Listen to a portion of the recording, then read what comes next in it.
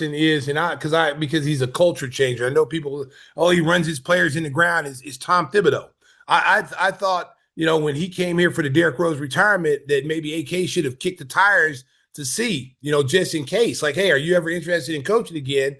Keep that on the back burner just in case you had a situation like Billy deciding at the end of the year he's going to step away. But, at the same time, people say, oh, Tom Thibodeau's too hard on his players. Listen, you look at the New York Knicks record when he was there, they played an average, their star players played an average of 70 plus games a year out of 82 games. Okay. The problem with Thibs is sometimes he can be stubborn. He doesn't change things. You can't play 4 or 5 guys 40 minutes a night. He did that here in Chicago. You would think that and I love Thibs. I'm a big fan of Thibs. You would think that he would have changed his ways after leaving Chicago, but he didn't. He's still playing the same six guy rotation, 82 plus games. Those guys are physically tired. But one thing I'll say about his teams, though, they're mentally tough and they don't miss games. Go back and look at their record. They didn't have guys. Mikal Bridges is the leader in games played.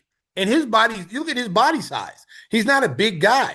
He's 6'6", but he's really wiry. That guy hasn't missed a game yet. And he plays extensive minutes on every team he's ever played on. And he hasn't missed a game. And Thibs teams those guys do not miss games. They may get beat when they shouldn't get beat because he's not playing his rotation. If he played his rotation and leaned more on his bench in games where you have to, maybe he'd still be coaching right now. Yeah, Stacey, I think that's a non-starter with Thibodeau. I mean, when he left last time, there were some harsh statements back and forth between the Reinsdorfs regarding his tenure there. And I know John Paxson's involved in the search, and Pax is cool with Thibs, but I don't see the Reinsdorfs really even giving him a serious look. You know what? That's my opinion. I don't really think the Reinsdorfs had a problem with it. It was Gar. It was Gar Forman and Thibodeau. That's where the disconnect happened. And Pax was kind of in the middle of that. And so when you have your coach and your GM, at odds with one another, you're almost forced to pick one or the other. And so I think that was a difficult situation for John to be in. Thibodeau is a great coach. He's a proven winner. He's got a shelf life, Mark. Yeah. Him and Scott Skiles, they are excellent coaches. They have a shelf life between 3 and 5 years.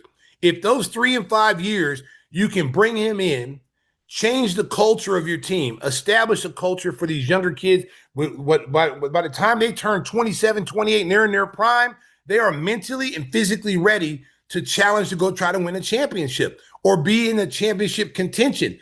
You've got to have a coach that's going to demand his players play hard every night, be accountable, come to work and put a hard day's work in.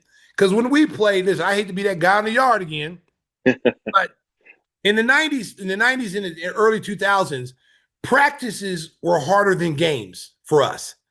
We practice hard and to get ready for games. If you want to be a championship caliber team, or if you want to be a team that gets past a playing game or gets past the first round, you got to put the work in. Just like you put the work in the summer, running hills, being in the gym every single day, 10-hour days working in the gym, working on your game. You have to do that during the season as well, Mark. You have to put the work in. Stop crying about practices. Oh, you got the easiest job in the world. Basketball players athletes got the easiest jobs in the world. People go to work every day. They have to wonder where their next meal is coming from. How do we make ends meet? I got to work 60-hour weeks or 40-hour weeks. They have to really work hard. They don't miss days. Our parents didn't miss days. They showed up every day to work. So you have to have that same work ethic to basketball. You hooping, Mark. It's the easiest job in the world. Come to practice 2.5 hours, shoot some jumpers, work on your defense, work on your skill set, and go hoop at night, put a good show on for the Chicago Bulls fans. That's what it's all about. Our business is hiring the new head of basketball operations.